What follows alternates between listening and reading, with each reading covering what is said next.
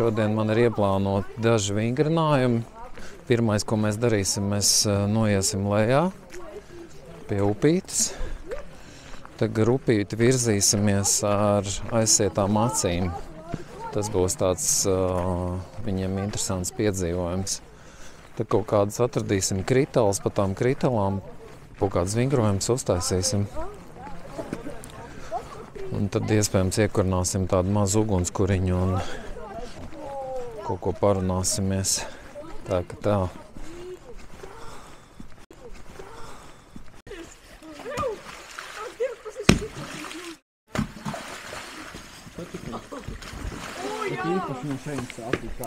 Izskatās pēc demolēšanas, bet tā tas nav. Jā, puikas vienkārši dabiskos procesus pātrina, tāpatās tas viss tur grūst un gāžās, jā. Nu vienkārši nevajag tikai klintis aiztikt un laust, bet tas viss, kas tur ir sakrits, tas tur ir sakrits. Tā, kad man prieks, kad viņiem ir šis te dabiskais bērnības daudzīšanās process. Katrs savā vietā var nostāties un pavērojiet ūdens plūsmu. Tātad sajust, kas ir ūdens, sajust ūdeni, jā. Melupīte nomazgā visas melus un tad ej pāri. Un jaunā dzīvē iekšā.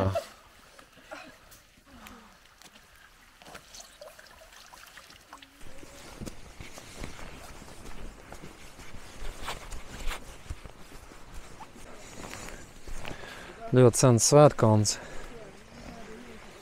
Un te ir viena tāda interesanta lietiņa. Te ir amulets. Tā, pievilkt klāt, jāatdzēr kaut ko. Reku karājās, jā? Reku gals ir jau nolūzis zelktītim.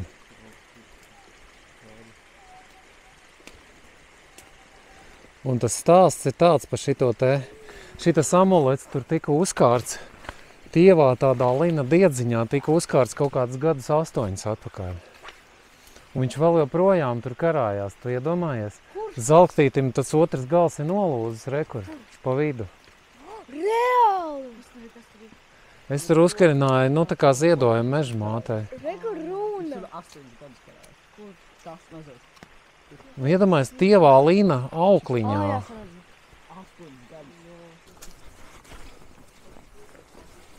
Tad šeit ir otra terase Svētkalnam.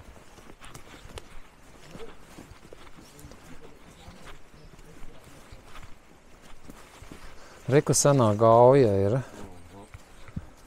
Šeit arī senā gauja tecēja.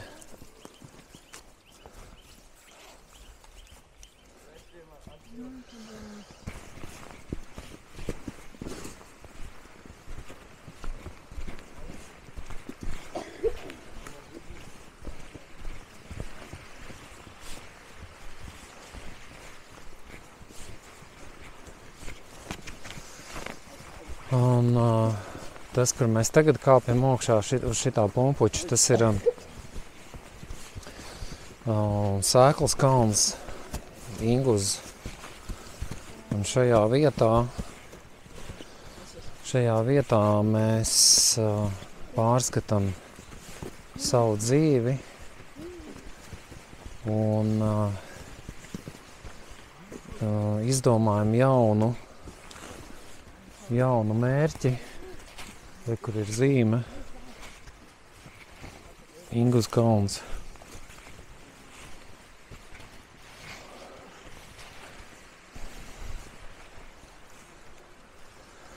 Šeit mēs sēžam tik ilgi, kamēr mēs pārformulējam savus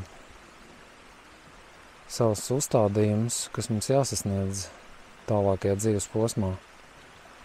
Un tad, kad mēs to esam nodefinējuši pie sevis, kas mums jāsasniedz, tad mēs dodamies tālāk.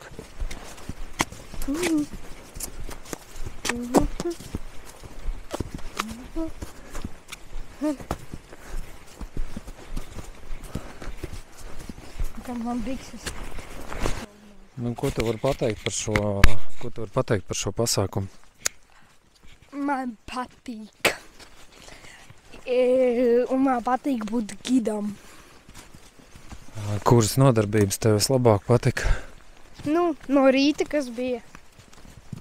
Tas ir Patika, jā. Jā, un tad šitais vēl. Nu, pa upītis tagad. Kas tev patika? Šitās tā disciplīna un izaugsmē. Labi. Tad nākamais jautājums. Viens pluss, viens mīnus no nometnes. Plus ir visādas aktīvas lietas mēs darām, tur vingrojam, ejam pastaigās un mīnus. Tas naktī visi krāts. Kad nav mīnusa. Labi, paldies. Un ko tu varētu pateikt par šo nometni? Man ļoti patikās pārgājieni un visi pasākumi, ko mēs darījām kopā. Vai tu vēl gribēsi piedalīties kādreiz šādā pasākumā? Jā, noteikti. Es piedalīšos kādreiz vēl. Labi, paldies. Tā, ko tu varētu pateikt? Kādu plus, mīnus? Tā, labi. Un kas nepatika? Viss patika. Labi. Paldies. Brīvais mikrofons. Nu, man viss patika šajā pasākumā. Viss bija forši, nav nekādu mīnusi. Viss, jā. Izņemot to, ka pat naktī visi krāts. To es nedzirdēju. Es krāts droši vien, ne? Nē. Tu tikai dzirdēji, es nedzirdēju. Tā, labi. Mēs pat taisnām uz basēnu. Jā. Klausies, bet kur mēs noslēdzam? Varbūt, ka mēs arī kaut kur šeit noslēdzam? Šeit patās varam noslēgt arī pasākumu. Kāds ir tavs tāds kopējais vērtējums maizītes mērējot? Runājot par maizītēm vai runājot par visu, par nometni? Paldies par iespēju piedzīvot puišu notikumu, redzēt viņu izaugsmi, redzēt savu izaugsmi, redzēt sevi, redzēt citas skaidrāk. Un, nu jā, turpināsim iet dziļumā vai plašumā. Un, jā, man liekas, ka ļoti svarīgi. Jā, lūdzu. Ļoti svarīgi. Nu, kā lai to smalkjūtīgi pasaka, es nezinu. Runājot par to vīriešu un sieviešu misiju un dabu un visu ar to saistīto. Kā lai pateikt tā, lai nevienu neaizvainot? Nu, kā tas ir iespējams? Nu, visticamākais, ka tas nav iespējams, jo noteikti kādam kaut kas nepatīk. Bet arī droši vien, jā, nu, ir skaidrs, kad ir jāaug vīrišķībā, un tas pirmkārt jau laikam ir mans jautājums, vai katra vīrieša jautājums, jo tikai esot vīrietim kā vīrietim dēli var izaut kā vīrieši. Un šobrīd ir tā, ka to piemēru ir ļoti maz, uz ko skatīties vai no kā mācīties. Nav vairs, kā saka, vecie, viedie, kas varētu, kā saka, aiztaupīt kādu vai nu, kaut kādā ziņā iedvesmot, parādīt to piemēru. Nav to piemēru, ļoti grūti ir orientēties vispār pasaulē un jebkamā. Nav uz ko skatīties vienkārši. Un šobrīd ir tas laiks, ka laikam katram ir jāpieņem tas pašam lēmums sev. Ir jābūt laikam arī ļoti lielai vilkmei to. Un tā vilkme rodās droši vien no kaut kādām bēdām, jāsaka tā laikam, vai no traumā vai kaut kā tā. Un tas palīdz saņemties un tajā, lai tu atgrieztos pie sevis. Un caur šo dzīvi, caur šo ķermeni atgrieztos manā gadījumā pie vīrišķā. Saki, kāds ir vīrišķības formulējums? Jo viena uzskata, ka īsts vīrietis tas ir tāds hipertrofēta vīrišķa enerģija, pilnīgi absolūti bez kaut kāda sievišķās humora izjūtas un bez maiguma, bez nekā ir tāds viens cietpauris, kurš mauc vienkārši mauc visos pārbaudījumos iekšā ar kailu krūti, jā. Man liekas, ka mēs spēlējamies ar divām enerģijām. Tāpatās, tā vai savādāk. Un mēs, lai teiksim, varbūt vieglāk saprast, var pateikt, ka viena ir enerģija ir mīlestība un otra ir gudrība. Kaut kādā ziņā sanāk, ka tā ārējā ekspektācija ir tajā, kad, vai izpausme ir, kad vīrieša ārējā izpausme ir tā kā gudrība, bet slēptā ir mīlestība, un tāpēc sanāk tā tiekšanās meklēt to mīlestību sievietē, kas ir savukārt ārējā izpausme, bet iekšējā ir gudrība. Un tad sanāk, ka kaut kādā ziņā jau nav tā, ka vīrietim ir kaut kāds pilnīgi cits ceļš kā sievietē, jo abi strādā ar tām divām enerģijām. Bet kā to droši vien līdzsvarot un kā arī savā veidā tas ķermenis, protams, rada savus nosacījumus un iespējams tā ārējā izpausme vairāk ir tāda vīrietim gudrība sanāk. Labi. Kā tu vispār uzskati, vai mums ir izdevies šis pasākums, teiksim, ar šiem jauniešiem, vai mēs varējām kaut ko vairāk viņiem dot, kāda tā sajūta ir kopējā? Mēs esam pašā sākumā. Patiesībā šis ir pirmais publiskais notikums puišiem. Katram ir kaut kāda sava eksperimenta iepriekš, bet, teiksim tā, nosaukt to pa puišu skolu vai pa puišu projektu, tas ir tā kā pirmais, jā. Un kā jau pirmā klasē, tu saproti, ka kaut ko varbūt tu esi jau piedzīvojis, kaut ko iemācies, bet tev ir ļoti daudz vēl ko darīt. Un tā kā es domāju, ka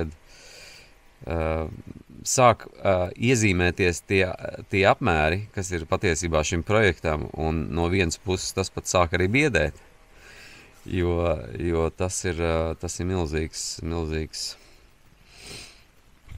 misija to izkopt, piedzīvot, iedzīvināt un tā. Jā, skaidrs. Un tad, principā, šodien vēl ir kas paredzēts mums kopējais aplis un basēns, jā? Mēs noslēdzam, šo notikumu, un tad svinam droši vien to, ka esam pagājuši kādu solīti tālāk. Jā. Skaidrs, labi, paldies tev. Ko noslēdzies ir mūsu divdienēks puišiem, 7 puiši bija, un mēs 2 pieaugušie skolotāji. Un ko es varu teikt? Mums bija kaut kādas vairākas aktivitātes.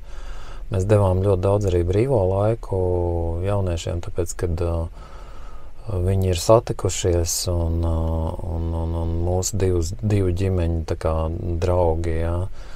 Viņi jau iepriekš bija pazīstami un viņiem bija patīkami tā kā kopā pavadīt laiku. Mums pienāca klāt vēl 3 jaunieši no malas. Bet kas man tā pozitīvi pārsteidza, ka pēc šīm 2 dienām man vecākais dēls vakar sarunā uzdeva tādus ļoti fundamentālus jautājumus par to, kas mēs esam, no kurienes mēs nākam un uz kurien mēs aizējam. Un kāda vispār visam ir jēga. Un interesanti, ka man atvērās tāds runas kanāls. Man parasti nav raksturīgi tā, ka pirms miega man nāk miegs un es īpaši neielaižos sarunās ne ar bērniem, ne ar ko citu. Bet šoreiz man tā kā tika atvērts šis kanāls un es viņam izstāstīju tādā ļoti saprotamā valodā visu to, par ko es esmu pārliecināts. Un puikam tiešām bija ļoti dziļi jautājumi.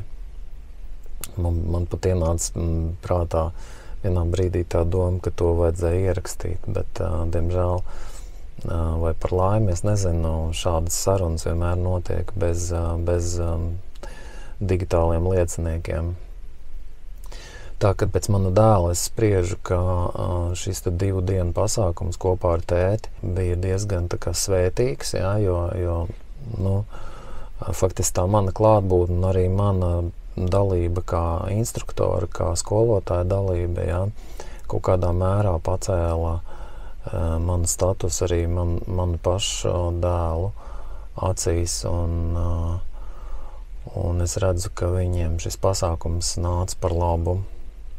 Un tā arī sākotnēji bija plānots, ka mēs veidojam vairākas ģimenes, vairāki tēvi veido pasākumus kopā saviem dēliem un tad piesaistam atbilstoši no malas pusauģus, kuri varētu iekļauties mūsu kolektīvā un tā kā arī kopā ar mums mācīties un attīstīties tāda savu veidu mikrokopieniņa tiek veidota, jā. Lūk, un es domāju, ka tas ir pareizais sākums un pareizais gals, no kura sākt, sākt tieši no saviem bērniem un veltīt viņiem nesautīgu laiku, jo tas, kas notiek vispār sabiedrībā, ir tādas divas un pat vairāk galējības. Viena no tām ir tāda, ka bērni tiek nogrūsti pulciņos, un ir tiešām 101 pulciņš, kuros viņi ir aizņemti, kuros viņi ir tik ļoti aizņemti, ka viņiem pietrūkst viņu pašu brīvais laiks, un viņu bērnība paiet vienkārši kaut kādā strukturētā matriksā. Jā, viņi ir tur attīstītāki un pilnveidojušāki par pārējiem bērniem, viņiem tur ir talanti un dotības attīstītas un nezinu, vēl tur kaut kas un vēl, bet viņu bērnība praktiski paiet nebrīvē. Un otra galēba tāda, kad vispār netiek pievērsta uzmanība bērniem un viņi aug savvaļā un abas šīs te galējības viņas neved ne pie kā laba. Tāpēc bet es arī saprotu vecākus gan vienā variantā, gan otrā. Un es varu attaisnot šo abu galējumu vecākus. Es varu viņus attēlot arī, es viņus varu, attaisnot, es viņus varu 100%. Un tāpat laikā es vienkārši aicinu padomāt par sabalansētību, jo bērnus vajag kaut kādā veidā vienot, nevis caur digitālajām ierīcēm, bet radīt viņiem ģimeniskus apstākļus, kur viņi var iet viens pie otra ciemos un biedroties un komunicēt. Protams, ar vienu aci pieskatot, jo tā kā mums tur bija tādas situācijas, kas tika, faktiski es video ierakstīju šīs situācijas, kur notiek no pilsētas skolas bērnu puses notiek mobbings pret tiem bērniem, kuri ir tā kā mājmācībā. Un tie bērni, kas ir mājmācībā, viņi ir lēnprātīgāki, pacietīgāki, vieglāk uztver notikumus, viņos ir mazāk agresivitātes. Un tas bija izteikts piemērs. Es nezinu, vai to var tagad publicēt, tāpēc, ka tur ir cilvēku sejas, kur iespējams negribētu, kad viņi publiski tiek apspriesti. Jā. Tāpēc, lai tas paliek kaut kādā arhīva ierakstā, bet fakts ir fakts. Jā. Lūk, un pie tam gudri jaunieši, jā, bet diemžēl ir šis te, kad acīm redzot viņiem pietrūkst kontakta ar tēvu, pietrūkst kontakti ar varbūt viedākiem bērniem, jā. Un tur ir daudz visādi apstākļi un lietas, kas ietekmē viņu šo te stāvokli un situāciju, šo te dvēseles stāvokli, jā. Tā kā jā, kopumā ņemot, jā, šis te pasākums ir diezgan labi izdevies mums, un tā, kad jums ir jaunieši, kuri tā kā gribētu iesaistīties mūsu pasākumos, tagad sevišķi līdz ar pavasari mēs rīkosim maijā, rīkosim aprīlī Kurzemē, puiku pasākumu maijā, jūnijā, jūlijā, augustā, visus siltos mēnešus. Taisīsim arī garākas nometnītes, jā, tādas uz nedēļu. Varbūt, piemēram, arī tāda situācija, ka vecāki ir pilnīgi kaut kādā citā konceptuālajā asī iekšā un varbūt ir destruktīvi, un bērni atkal ir savukārt vērsti uz kaut kādu harmonisku attīstību, un tad var būt arī tādas situācijas, ka bērni pēc tam atbrauc mājās no šādām nometnēm un ļoti sajūsmināti un priecīgi stāsta visu kaut ko. Un vecāki vienkārši reaģēja apmēram pēc principa, kas tas par murgu, jā, ko tu tur stāsti. Un tad zvana un saka, Klau, vispār, ko tu viņiem tur mācies? Saka, kā es mācu tur kaut kādas meditācijas pamatas vai elpošanas? Nē, mums nevajag to sektantismu. Saka, kā, tas nav vispār saistīts ar sektantismu, tās ir tādas tehnikas, jā, kas ir mūžu senas un vispār nav saistīts ar reliģijām. Nē, bet tā un šitā. Un līdz ar to tāda veida, teiksim, gan vecākus, gan jauniešus, ja, kas nāk no šādiem vecākiem, mums īsti nevajadzētu savā vidē. Un es arī ieteiktu, teiksim, vispār grupēties pēc līdzības principa, ja, nevis ciest un paciest, ja, kaut kādus uzbrukumus un toleranci, tur nenormālo kačāt un tēlot no sevis kaut ko. Bet reāli vienkārši atgriezties pie pamatiem, pie bāzes uzstādījumiem un no tiem izējot tālāk jau skatīties, ja, kas ir dvēsele, kas ir sirds iejūtība, kas ir empātija, kas ir gribas spēks, kas ir aizsardzība, kas ir dusmas, kas ir prieks, ja, un visu šīs te pamat īpašības pacelāt un konversācijas vārnīcā paskatīties, ko tas nozīmē, jā, ko nozīmē viss šīs te, kas tas ir tulkojumā, jā. Un drusku tā kā iedziļināties gan savā raksturā, gan savu bērnu raksturā un pamēģināt izanalizēt, ko vajadzētu mainīt šajā ikdienas dzīvē, lai maksimāli novērstu gan saviem bērniem, gan pašiem, gan arī sabiedrībai kaut kādas potenciālās ciešanas, ko mēs varam izraisīt ar kaut kāda veida, es negribu teikt nepareizu audzināšanu, tāpēc, kad mēs te neviens neesam pareizi, bet drīzāk, tā kā varbūt nogulētu kaut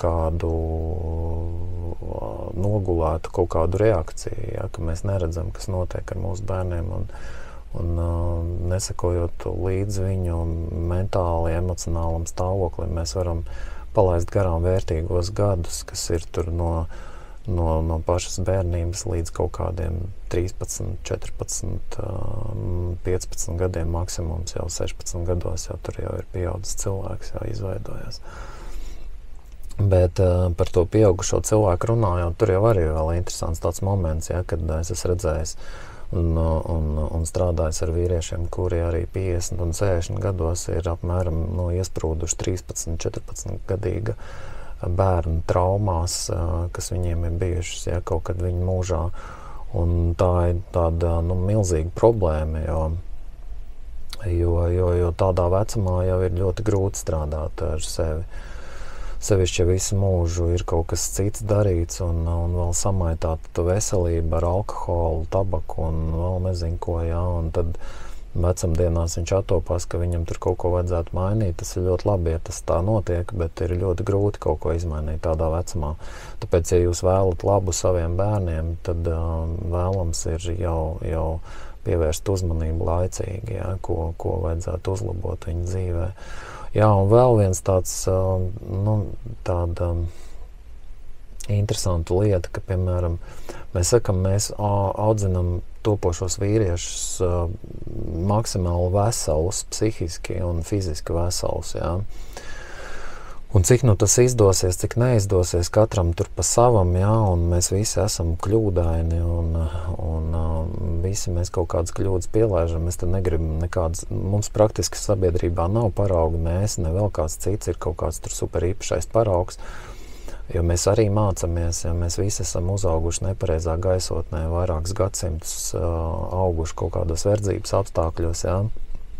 Bet šī te koncepcija vai ideja par to, ka tev jābūt īstam vīram un īsti vīri neraud un īsti vīri nežēlojās un tam līdzīgi, jā, ir šķīps savā būtībā. Jo puišu teiksim, mentalitāte ir tikpat trausla kā meiteņu. Vienkārši vajag to saprast, ka tās ir dvēseles, kas dzīvo atbilstošos ķermeņos. Un mums, protams, jāaudzina puišiem ir atbildība par savu rīcību, atbildība par saviem vārdiem, bet nevajag viņus tā kā strostēt par kaut kādām nevaiksmēm, jo mums ir pārprastā vīrišķība. Jā, jo īsts vīrietis ir tas, kuram ir harmonisks abas enerģijas iekšā, gan sievišķā, gan vīrišķā enerģija. Un nevis tas, kurš ir hipertrofēts vīrietis ar tetovējumiem, ja, un kurš visu laiku bliež kaut kādā vienā taisnē. Nē. Tāpēc es pat aicinātu tā, ka tie vecāki, kas sūta savus bērnus uz mūsu, teiksim, apmetnēm, uz mūsu nodarbībām, ka viņiem pašiem vajadzētu arī kaut kādu veidu transformācijas nodarbības, kurās, teiksim, viņiem būtu iespēja pastrādāt ar savu iekšējo mieru, ar savu to te iekšējo būtību. Jā. Tā ka labi, paldies par uzmanību, ar Dieviņu sanācām, ar Dieviņu šķiramies līdz tā reizītā, līdz tā dieniņai.